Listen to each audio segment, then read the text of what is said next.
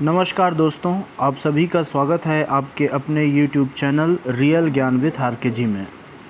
दोस्तों, आज के वीडियो लेक्चर में मैं अभिजात्यवाद एवं स्वच्छंदतावाद में समानता और उनमें प्रमुख अंतर कौन कौन से हैं इनको बताऊंगा। जैसा कि मैंने 2 वीडियो लेक्चर जारी कर दिया है, जिसमें एक में अभिजात्यवाद और उनकी विशेषताओं को बताया और दूसरे में स्वच्छंदतावाद और उनकी विशेषताओं को मैंने बताया। अभिजात्यवाद और स्वच्छंदतावाद ये दोनों विरोधी प्रवृत्ति माने जाते हैं, ठीक है, लेकिन इनमें कुछ समानताएं भी हैं जिनको अब हम जानेंगे और इनमें प्रमुख अंतर कौन से हैं ये हम जानेंगे। तो दोस्तों, ये UGC नेट की दृष्टि से बहुत ही आवश्यक है। तो चलिए शुरू करते हैं अभिजात्यवाद और स्वच्छंदतावाद में समानता और अंतर। आपने पढ़ा है कि अभिजात्यवाद और स्वच्छंदतावाद 2 ऐसी प्रवृत्तियां हैं जिनकी चर्चा साहित्य शास्त्र में युगों से होती चली आ रही है। कभी एक प्रवृत्ति प्रधान रही है तो दूसरी गौण रही है, तो कभी दूसरी प्रधान हो जाती है तो पहले गौण हो जाती है, ठीक है। यहाँ पे गौण का अर्थ है निम्न, ठीक है। तो आपने यह भी पढ़ा है कि क्लासिक का अर्थ होता है श्रेष्ठ कालजयी कृतियाँ, ठीक है, और यह शब्द प्राचीन श्रेष्ठ रचनाओं के लिए प्रयुक्त होता रहा है और इन रचनाओं का अनुकरण करते हुए इनके विधान को नियम मानते हुए साहित्य सृजन अभिजात्यवादियों को अभीष्ट रहा है, ठीक है। अर्थात श्रेष्ठ कालजयी रचनाओं को ये नियम मान लेते हैं और उन्हीं के अनुसार जैसा उन्हें रचा गया है उसी प्रकार उन्हीं के कदमों पर वे चलने का कोशिश करते हैं, ठीक है।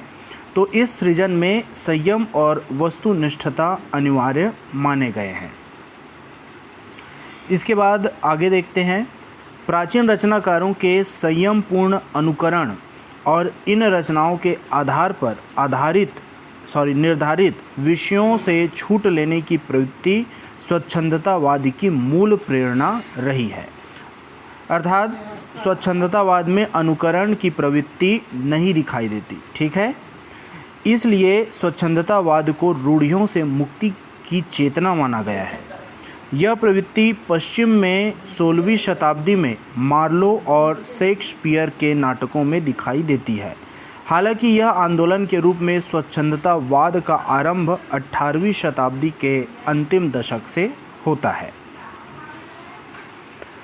स्वच्छंदतावाद जो है 18वीं-19वीं शताब्दी के दौरान लगभग संपूर्ण यूरोपीय कला जगत, विशेष रूप से साहित्य के क्षेत्र में व्याप्त एक ऐसा आंदोलन है जिसका उदय नव्य शास्त्रवाद की निर्जीव और रूढ़ होती कला पद्धतियों की प्रतिक्रिया में हुआ। स्वभावतः इसमें व्यक्तिक प्रतिभा और कल्पना से प्रेरित मौलिक रचनात्मकता और नए प्रयोगों पर विशेष बल दिया गया। दोस्तों, शास्त्रवाद आपने समझ लिया है। अभिजात्यवाद का दूसरा नाम ही शास्त्रवाद इसको कहा जाता है। नव्य शास्त्रवाद का अर्थ यह है कि नया अभिजात्यवाद का फैलता जो दौर था उस दौर का विरोध इसने किया, ठीक है। रूढ़ होती कला पद्धतियों का प्रतिक्रिया के रूप में स्वच्छंदतावाद उभर कर सामने आया। तो साहित्य और कलाओं के प्रति इस दृष्टिकोण को प्रेरित करने वाली महत्वपूर्ण राजनीतिक घटना फ्रांस की जन क्रांति थी, ठीक है।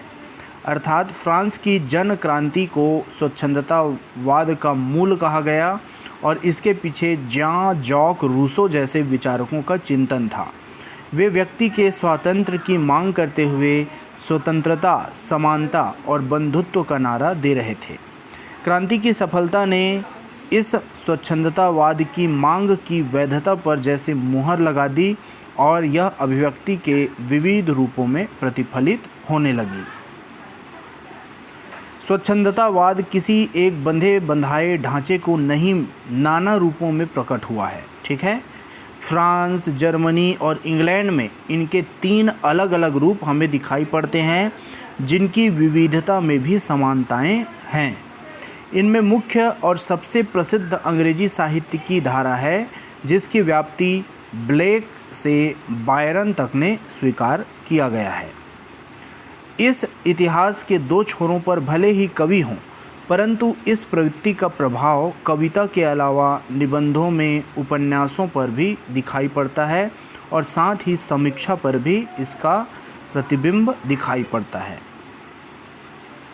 अभिजात्यवाद और स्वच्छंदतावाद की परिभाषा के सूत्रों में हमें बांधना संभव नहीं है, इसलिए विद्वानों ने सुझाया है कि इनकी चर्चा एक वचन में नहीं बहुवचन में किया जाए, जैसे क्लासिसिज्म, रोमांटिसिज्म, ठीक है, इस तरह से की जानी चाहिए उन्होंने कहा।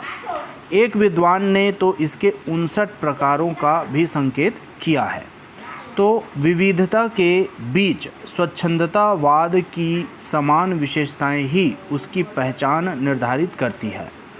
इन विशेषताओं में मुख्य है व्यक्तिकता, अनुभूति प्रवणता, अद्भुत के प्रति आकर्षण, कल्पना की प्रधानता, अतीत उन्मुखता, सौंदर्य अभिमुखता, प्रकृति प्रेम और अभिव्यंजना शिल्प की प्रयोगधर्मिता आदि।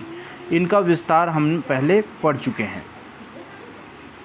इनमें से स्वच्छंदतावाद की जो कुछ विशेषताएं हैं, इनकी विशेषताओं के अतिरेकवादी मोड़ के कारण स्वच्छंदतावाद का क्रमशः ह्रास होने लगा। उसका आरंभ नव्य शास्त्रवाद की रूढ़ियों और जड़ता के विरुद्ध हुआ था, परंतु धीरे धीरे उसकी अपनी रूढ़ियाँ निर्मित हो गई स्वच्छंदतावाद की, है ना, और उन्होंने एक बार फिर से अभिजात्यवाद के उदय का मार्ग को प्रशस्त कर दिया। वास्तव में अभिजात्यवाद और स्वच्छंदतावाद की प्रवृत्तियाँ विभिन्न देशों के साहित्य में मौजूद होती है और अलग अलग समय तथा परिस्थितियों के बीच कभी कभी अलग अलग रूपों में प्रकट होती दिखाई देती है। जैसे हिंदी में भक्ति काव्य, रीति काव्य और आधुनिक युग में छायावाद को क्रमशः अभिजात्यवाद, नव अभिजात्यवाद और स्वच्छंदतावाद के रूप में देखा जा सकता है। ठीक है, हम भक्ति काल को अभिजात्यवाद के रूप में देख सकते हैं, रीति काल को नव्य अभिजात्यवाद के रूप में, और आधुनिक युग के जो छायावाद है इसको हम स्वच्छंदतावाद के रूप में देख सकते हैं।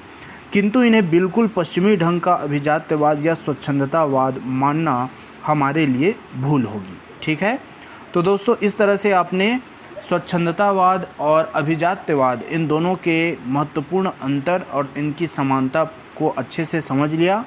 आशा है आपको यह वीडियो समझ आया होगा। तो इसी के साथ दोस्तों धन्यवाद।